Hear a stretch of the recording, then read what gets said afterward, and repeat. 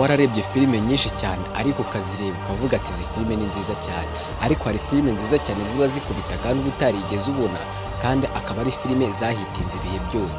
Nta yindi filime rero nje kuvuga rero, ni umukinnyi wamamaye nk'icyamamare uzwi nka Scott Adkins se cyangwa Undisputed Mudakubitwa. Iyi ni filime nziza cyane yahitinze rero kandi ikaryohera abatuye isi bose bakabasha kuba bayikunda. Niba warigeze kubona iyi filime ni nziza cyane kandi iteye emosiyo, bitewe n'uko akenshi na kenshi akunda kurwanira muri ringi se cyangwa akunda kwerekana ubuzima bwe afunze. Ni ibintu bisa nkaho abantu benshi cyane bakomeza kubyibazaho cyane. Scott Adkins rero ni umugabo rero ufite imyaka 38, akaba yaravutse 1995. Aho yari akiri umwana yakundaga gukina ibintu bya kickboxing. Iyi ni imirwanire yo kurwana ariko ukarwana uhisha isura kandi ugakunda kurwanira muri ringi.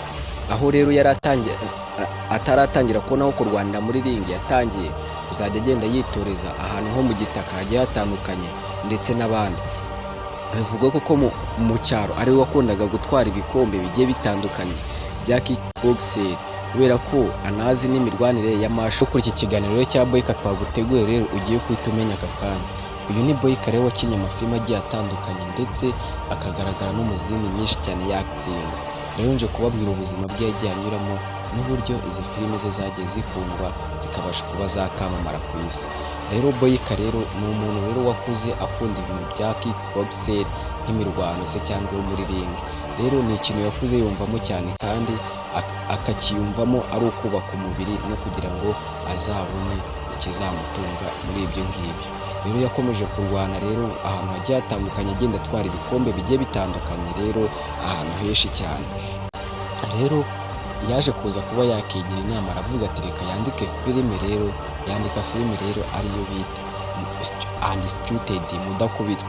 Iyo filime rero yaje kuza kuba yakangwa n'amasitudiyo menshi cyane agiye atandukanye bitewe n'uko yari yayandikiye kandi nta mafaranga yari ahagije yari afite. Ibi ngibi byatumye rero mu mafaranga yari afite rero, kuko akarusho ko bari bamaze no kumuca ngo miliyoni zigeze muri 12 zo kuba bakora iyo filime, byaje kuza kuba ngombwa ko yicara agatekereza akavuga ati ngiye kugura ibikoresho byanjye. Yaje kuza kuba yafata ya mafaranga rero aragenda yose ayashyira hamwe, agura ibikoresho, agura application za editing, agura n'ibindi bitandukanye kubera ko atarakeneye CGI se cyangwa atarakeneye ibintu birenze cyane nka kora gukoresha nk'ama screen se cyangwa green biriya bitambaro. Rero byabaye ngombwa byo ko atazabyitabaza, ahubwo abasha kuba yakina ibintu bya nyabyo kandi ari ibintu byerekana ko atari ibintu beditinze cyane. Rero waba wibaza impamvu rero yakomeje kuba yakina filime zigiye zitandukanye kandi zerekana ubuzima bwe uko aho bushingiye. Rero Undisputed rero yahuye n'ubuzima bugiye butandukanye rero, nko gufungwa, gucuruza ibiyobyabwenge bigiye bitandukanye. Rero ibi ngibi akaba aribyo byatumye afungwa. Buri mpamvu rero yabashije kuba yakatingira filime cyangwa yayandika bitewe n'uko yayandikiye muri gereza. Rero iriya filime rero yagiye yerekana ubuzima bwo muri gereza ukuntu buteye. Niba warigeze kubona aho bamukubita akavunika rero, yarangiza kuko aba akoropa muri wese rero agafite cya kintu akoropesha muri toilette, akaba aracyihambirishije kugira ngo abashe kuba yakira imvune kuko ntabwo bimworoheye cyane. Reba kenshi na kenshi rero yakinnye iriya filime yerekana ubuzima bwo muri gereza uko buba bumeze rero, ariko nyine akaba yarahageze ariko mu kwagira bakamujyana muri gereza ikunda kurwaniramo ibintu bijyanye na boxing. Rero ibi byatumye byiyumvamo cyane kandi iyi gereza abasha kuba yayikunda, ariko mu gusohoka ntabwo byamushimishije cyane. Byabaye ngombwa ko yuko iyo filime azayandika. Akenshi na kenshi rero byaramugoye kugira ngo azabone aho ayishutingira kuko byasabaga ko azayikinira mu magereza agiye atandukanye. Rero yagiye yifashisha ya magereza rero atagikora rero akabasha kuba ariyo yakoreramo. Rero yagiye afata n'abandi bantu bagiye batandukanye kugira ngo bazabashe gukinana muri izo role, agenda bishyura amafaranga nyine bizagaragare nk'aho ari imfungwa, kandi abasha no kuba yadodeshamo n'imyenda kugira ngo bizagaragare neza cyane ko ari ibintu bya nyabyo. Akenshi na kenshi rero abantu bakomeje kugenda rero bibaza rero ubuzima bwe rero bw'ukuntu abayeho rero n'ubuzima yaciyemo buvunanye bukomeye cyane. Ibi rero byatumye akenshi na kenshi yiheba. Mu kwiheba rero ni nyuma y'aho yari amaze kubona yuko nyine nta rindi garuriro nyine agomba kuba yakinjira mu bijyanye n'imirwanire.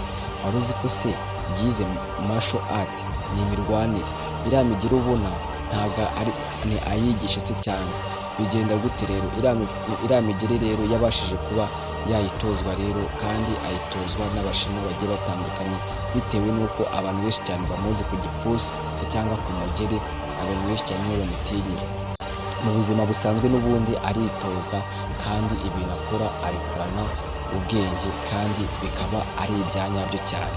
Ziriya filime rero zagiye zishutingwa rero, hari n'igihe akenshi na kenshi yayanditse rero igenda yangwa n'amasitidiyo, bitewe n'uko nyine babonaga nyine nta kintu kirimo se, cyangwa babonaga nta bumenyi burimo. Rero akenshi na kenshi rero yajyana ku masitidiyo atandukanye bakamuterera utwatsi. Ibi rero bituma rero guhita afata ya mafaranga rero ayaguramo ibikoresho.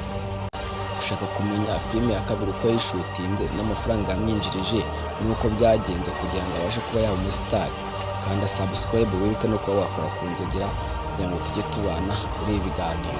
Igihe twabanaga rero aracyari Kwizera Jean de Dieu, akamabwira ati mukomeze kugira umwaka mushya kandi muhire, abantu mwese mugihumeka mukabaze, kandi n'abarwariye mu bitaro mwese Imana ikomeze kuba yabaha imbaraga zo kuba mwakira mwese ibiteho.